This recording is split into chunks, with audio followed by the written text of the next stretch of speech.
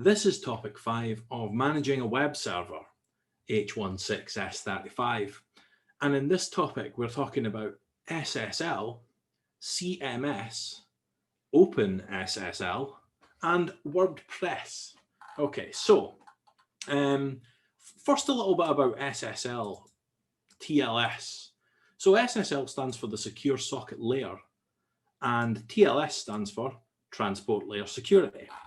Now, SSL provides confidentiality through encryption, integrity through certificate validation, and availability is provided by the SSL certificate being available to download. So when we click up here in our browser, okay, we have a connection is secure.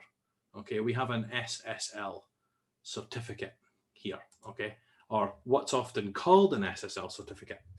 But as you may have noticed down here, SSL is no longer in use as of 2015. We don't use SSL anymore. So what on earth do we use? Well, here's a brief history of SSL. So they're both cryptographic protocols that provide authentication and encryption between machines over a network. Thankfully, SSL is the predecessor to TLS SSL, and it was originally developed in 1995. So TLS, Transport Layer Security, is version 1.3, and a new version of SSL designed to replace SSL 3. So the differences between TLS and SSL are not dramatic, okay? TLS has a design based on two subcomponents, two layers: the record protocol that provides connection security, and the handshake protocol that enables the client and server to authenticate each other and to negotiate secure keys before the data is transmitted. So when someone says to you, I need an SSL certificate for my website, you will acknowledge them and say, okay, I understand. But what you will know in the back of your mind is that SSL doesn't actually exist anymore. It's just called TLS now. It's just the name TLS certificate has not really caught on.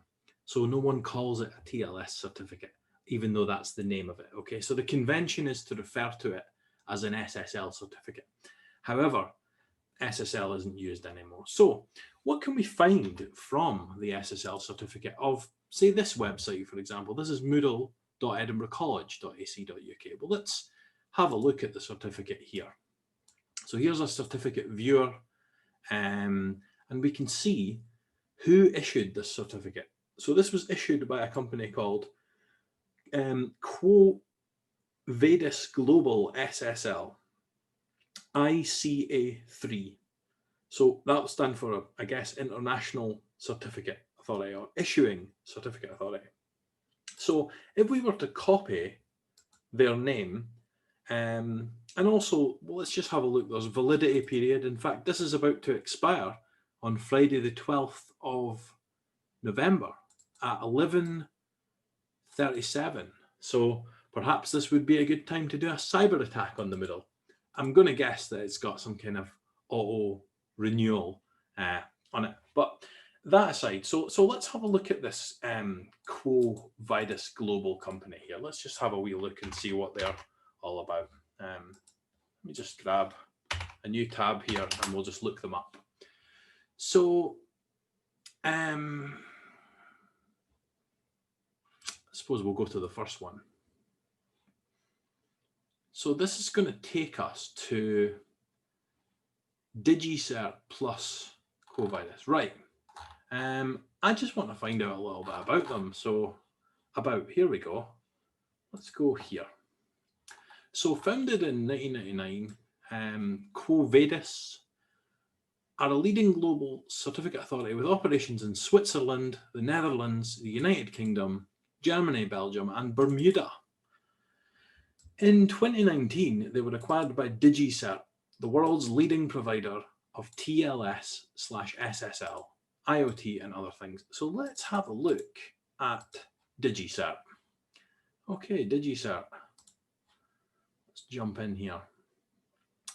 So Digicert, who kind of give the authority to the previous company, Quo Vadis, are here. Right, let's find out about Digicert. So the founders of Digicert started out of frustration for how time-consuming and painful it was to buy an SSL certificate.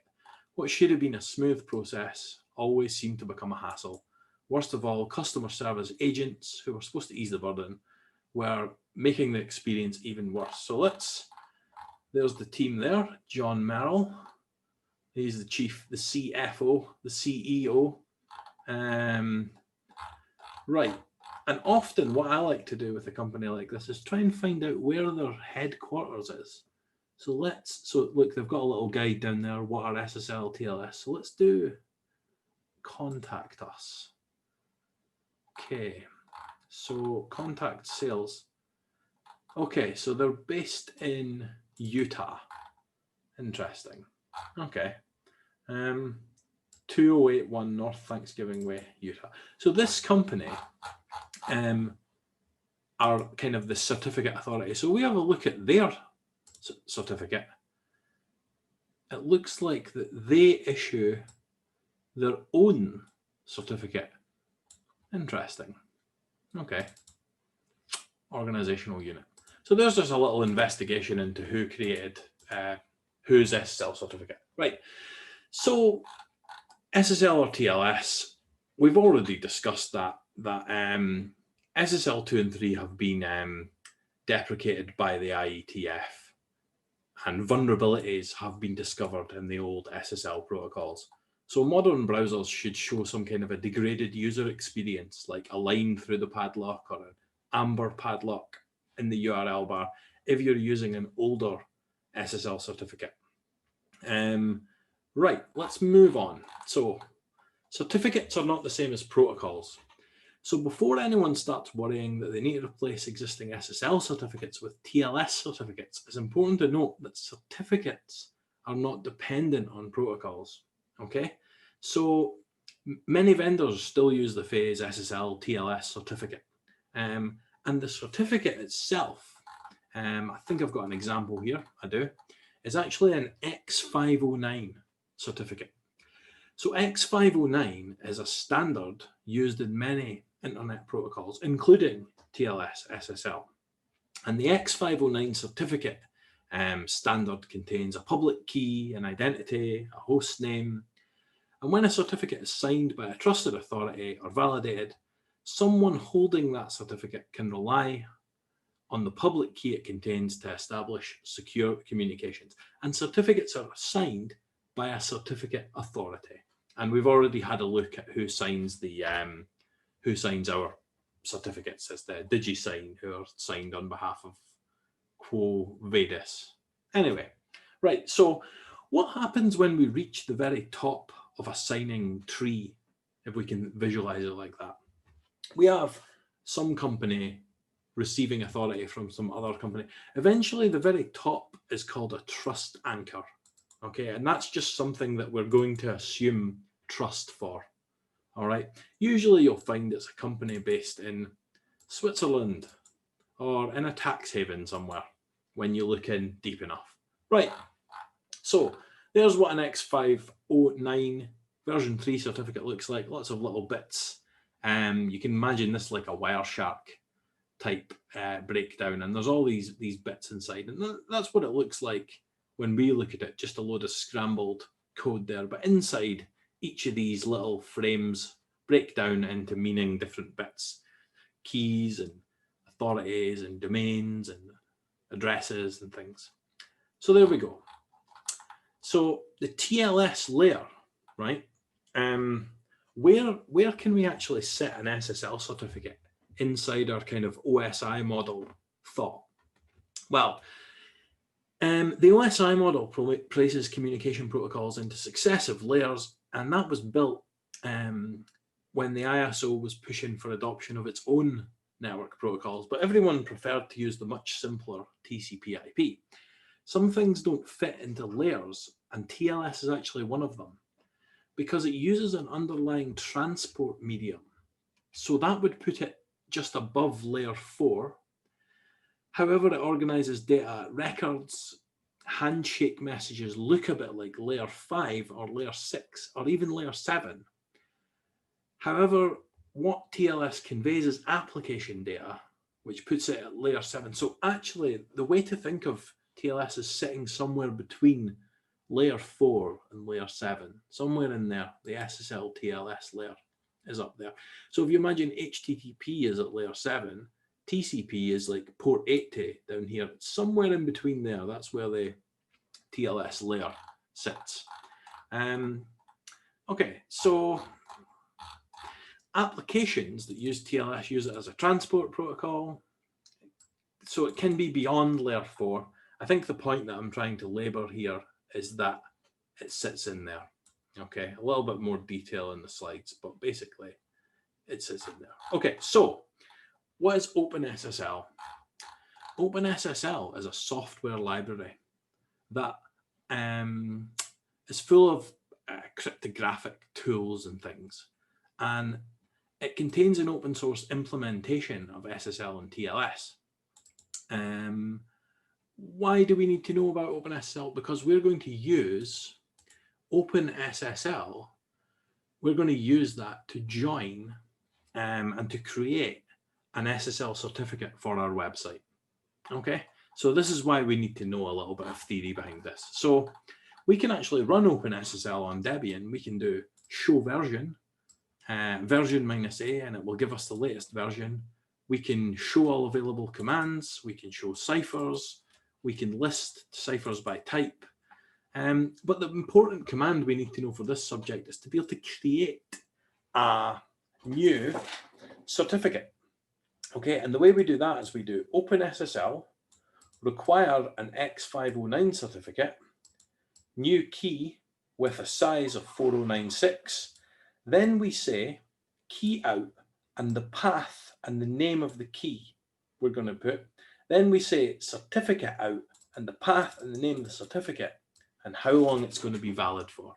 So those are the commands that we use to generate an SSL certificate. Okay, so the last bit of theory today is about content management systems, and I know I talked a little bit about them before we started the class. So a CMS provides website authoring administration tools that don't require programming. So, you know, as I said prior to the class, if I have a customer that comes to me and says, I would like you to make a website for my bar or for my cafe, then I'd say, okay, brilliant. If I could make them a WordPress website, that'll allow me to give them the login to the admin panel of the website, and they can make changes themselves. Now, what you don't want to do is give them a SSH IP address or domain name to log into and tell them that they have to use VI to edit the source code of the website themselves. Most people that are running a cafe or bar don't want to do that. They don't care about VI or nano or source code or HTML. All they want to do is have their new menu with their new food on it. Okay, so WordPress can allow someone with little knowledge of programming to set up a website once the website's been set up and organized for them. So here's some typical features of a CMS. It will allow us to have search engine optimization. We'll have plugins. We can comply with accessibility frameworks. We can take away the need to build whole plugins and features on a website from scratch if they already exist inside the content management system. So this can really save us a lot of time once we have this working. Right, WordPress is the CMS we're going to use in this course. And WordPress is supposedly used by around about 28. So around about just under 1 in 3 websites on all of the internet are running WordPress. Okay. Now, if the website is running a content management system, at least just under 60% of all websites with a content management system will be using WordPress. Okay, there are other content management systems. This one here, Drupal, is another free content management system. You can build very good websites with this, but I've found it very difficult to get started with. Okay, same with this one, Joomla. I've never actually used it, but I mean, it's the same with WordPress as well. Difficult to get started, but once you know what you're doing, you can build very powerful, very good websites. So it's most commonly associated with blogging, but you can build all types of websites with WordPress. And 33.6% of the top 10 million websites as of last year, WordPress is the most popular management system being used. So it's a very, very, very big thing, WordPress. Right, here's what the WordPress dashboard looks like. Okay, so I've got welcome to WordPress. And this, you become quite familiar with what this looks like. This is how you can set up your website. So that is the end of the theory for this subject. I'm just going to guide you to a website here. This shows you how to make a free WordPress website and kind of gives a little bit of background about WordPress and how to get started. It's just a little guide that I found that might be interesting to you. Now, what are we going to do in the lab today? Get the Moz OVA file, which you should have. Okay, open it in VMware, and then just check the OpenSSL version. Some questions on OpenSSL, and you can get the answers to those questions in the somewhere here. This is how to answer these. Use these as your guide. The next thing we're going to do is we're going to create an OpenSSL certificate. Now, some of the key points to pay attention to here are this command, right? You need to get this exactly right, but don't be put off by the size of the command. Think, what is this command doing, right? I've already been through OpenSSL as a library. Require the type of certificate, okay? Days, 1 year. All right, RSA, we should know, we've seen that before, RSA 248, right? Key out, and then all we've got is a path to the key. It's going to be stored in etc SSL private Apache self-signed .key is the name of the file where this key is going, okay? Same with this. etc SSL cert Apache self-signed .crt is the name of a file in which the certificate will live that's going to be created by OpenSSL with these parameters. Okay, now something that we've done before, make a copy, but this time we're not going to cp the 000 default.conf file. We're going to cp the default SSL.conf file, and we're going to copy it to this default SSL.conf.backup in case we break it. Okay, then what we're going to do is we're going to remove all the comments from the file, and we're going to make it look like this. Okay, now, as far as I remember, there used to be a typo in this, but it looks like I've fixed it. I have. Okay, cool. So, what are we doing inside this virtual host directive? Well, first of all, what's different about this from a normal website? The difference is we have this IF module mod SSL, right? So that's there. That'll be there for us. Then virtual host is as normal. However, we have :443 here instead of 80. Okay, so that's different. Okay, right, that's different. Then document root, same. Okay, var html. That's just where the website is. Error log, leave. Custom log, leave. Then we have these two files. Now, initially, these two files will be set to two default files called snakeoil.crt and snakeoil.pem, I think, from the top of my head. So all you need to do is edit these bits, and you just need to make these bits point to, all right, these things up here. Okay, I'll move the screen down a minute. Okay, you're putting these into there. Okay, these keys that you created up here. you need to tell the virtual host where the certificate and where the key is. Good. Once you've done that, we're going to run a config test, and it will probably tell you you've got a typo. Then we're going to go and fix the typo.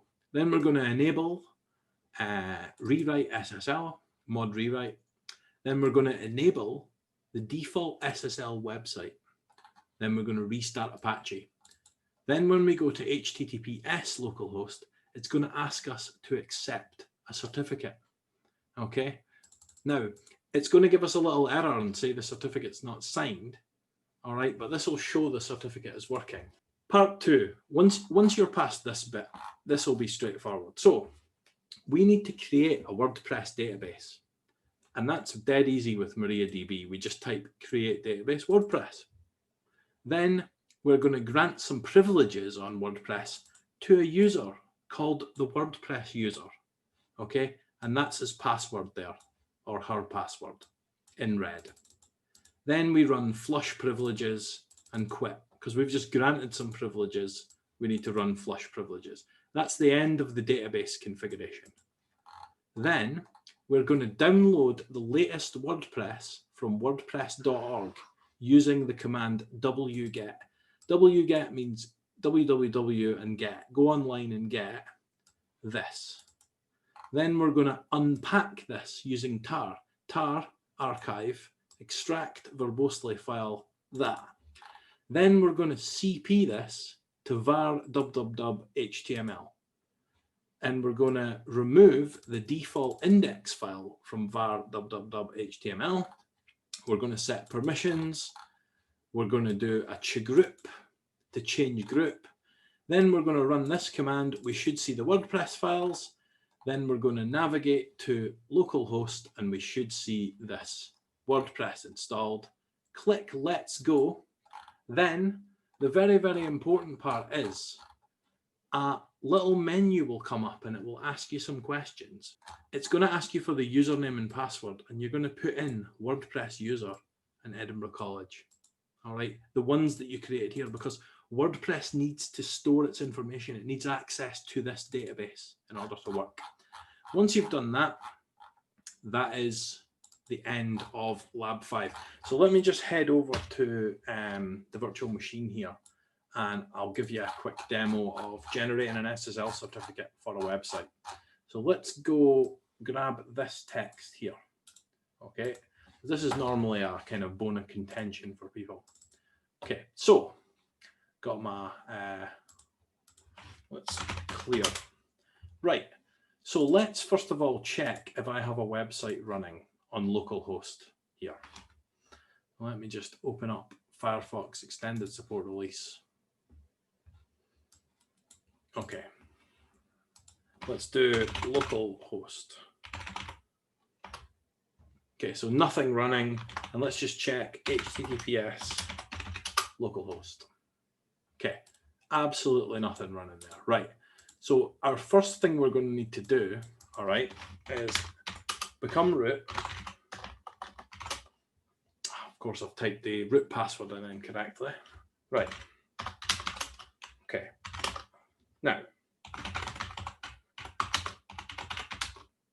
systemctl status, Apache 2.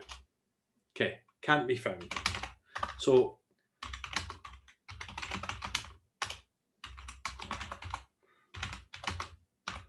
okay, this might cause a little bit of a break in the audio when I do this, but let's just grab Apache 2.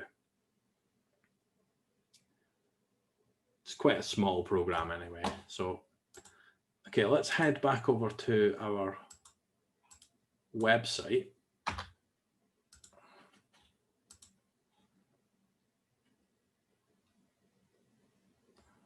Move this here and see if we can move this. Oh yeah, it doesn't work on VMware for some reason, the snap to window. Okay, so let's do, right, we can see Apache's running now. So let's do localhost. We should see the default page. Okay, hello everyone, I am a web page. Perfect. Now, let me just make the text a bit bigger on this so we can, everyone can see, all right? Fire it up to 18. Now, let's have a look in Etsy Apache 2. Okay, we have some directories we're familiar with. We've been into ports.conf, sites available and sites enabled. Okay, and let's have a look into sites available. We have two template files, okay? The default SSL and the 000 default.conf. So let's make a copy of the default SSL. So cp default SSL to default minus ssl.conf.backup. Cool. Now, let's go into that and edit it. So vi to default ssl.conf, because we've made a backup of it. All right. Now what I'm going to do, just to make this easier to read, is I'm going to remove, okay, any comments that are in here.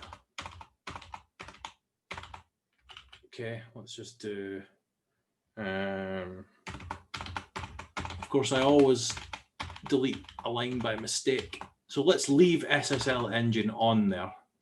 Okay, that's useful, and leave the key and the file there. All right. We don't need the certificate chain file.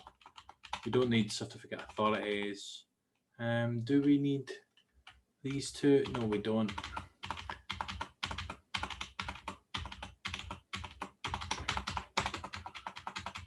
Just keep pressing it, really. The next thing that we need is the error log and the custom log, which are coming. Probably would have been easier to just make a new file. This key stage.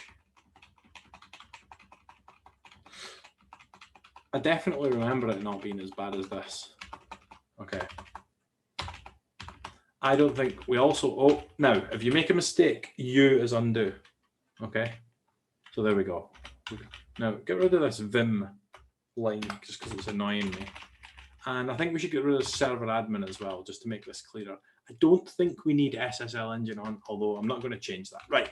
So there's our default site there. So let's press Escape Shift ZZ to save that. All right. So we cat the default ssl.conf.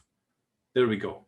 Now, let's go over to the lab and copy the command to create an SSL certificate and go edit in VMware and paste.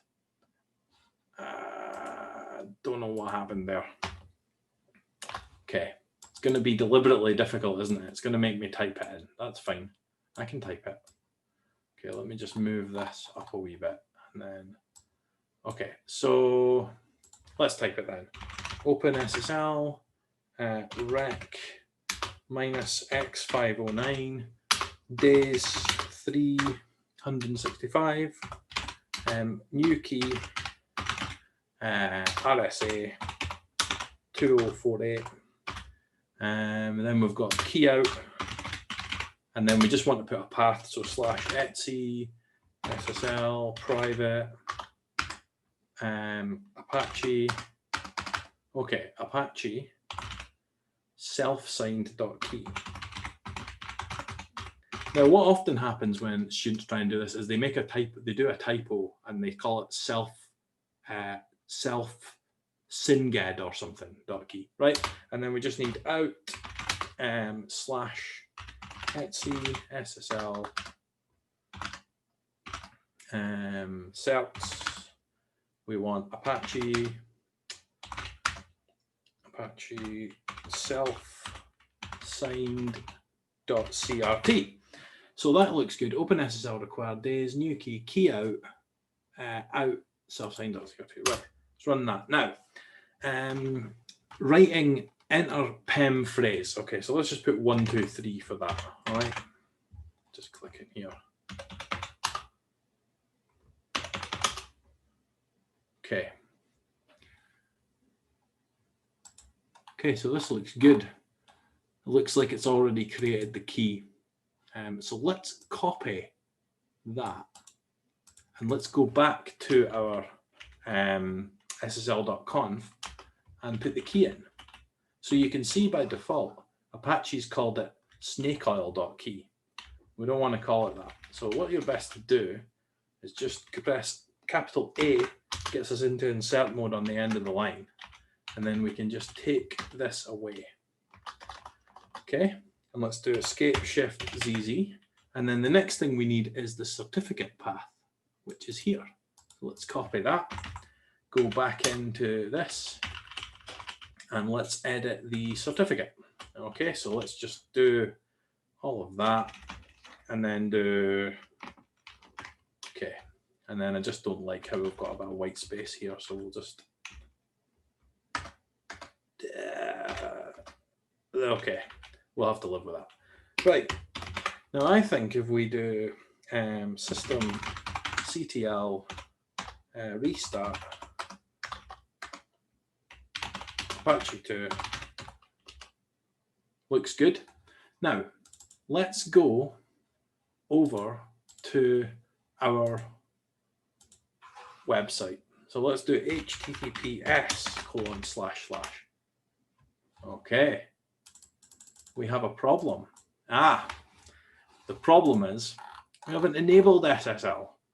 A2EN mod rewrite SSL. Let's enable SSL on the server first of all. That would help if we want to use SSL. So let's do edit and paste.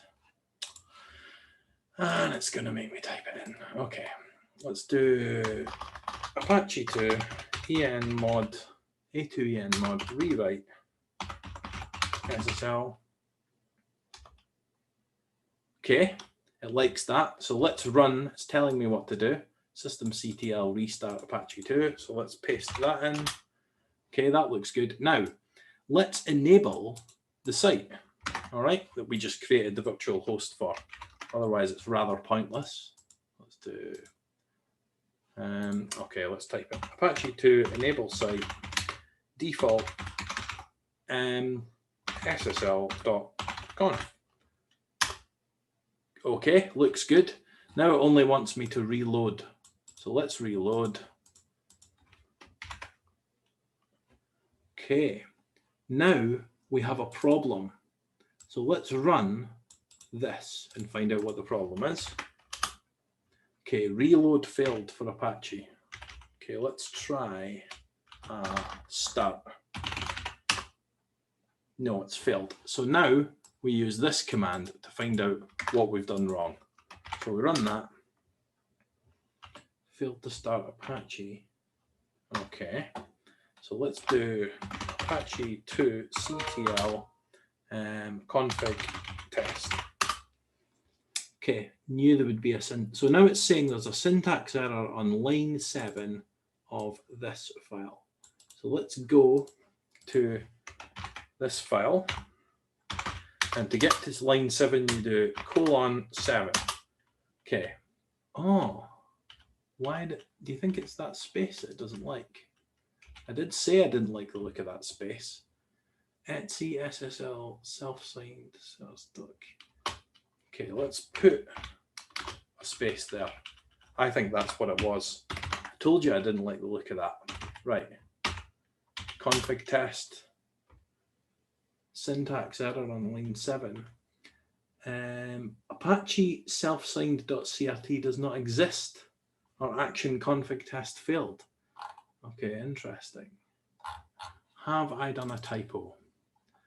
Let me just go back up and find. Okay, so key out Apache self-sign.key, Etsy Apache self-sign.cert. So writing the private key here, you must type 4 to 1024 characters. Ooh, I don't know if it likes it.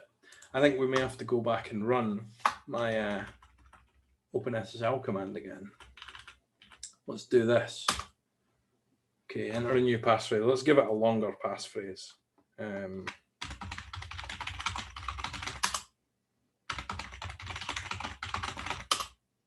Aha, here we go. So it needs a long passphrase there. The rest of this stuff doesn't really matter.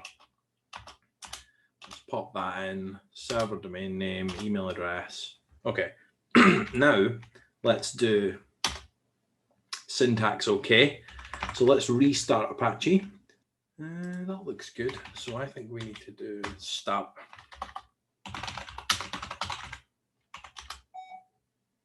Enter passphrase.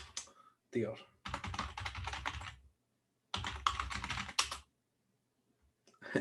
So make sure you take note of that passphrase. All right, let's have a look and see what happens here. Haha, your connection is not secure. Advanced. Now it's going to say, do I want to accept this unsigned certificate? It's a self-signed certificate. So let's add exception and confirm, okay, because I signed it myself. And there we go, we're in, and we can see that although it says connection not secure, we're running HTTPS and we do have a padlock up there. Okay, so those are the steps to enable HTTPS. Once you've done that, you should be able to get WordPress installed, no problem.